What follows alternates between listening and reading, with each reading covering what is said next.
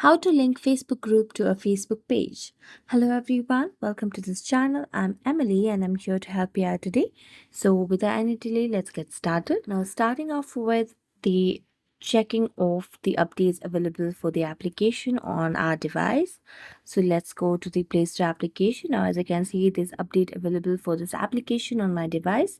So I just have to tap on update and let it update on my device. After updating, all I have to do is just go to the Facebook application on my device and just make sure that I've logged into my account. So after that, all you have to do is go to the search bar, then search for any group that you want to be a part of.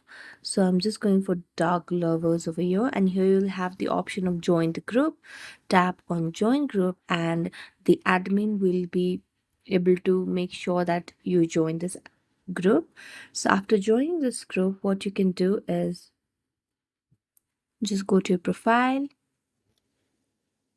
and here you can see the groups, and here you can see the Facebook page or the Facebook group.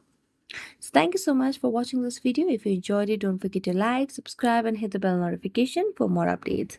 That's it for today and see you next time.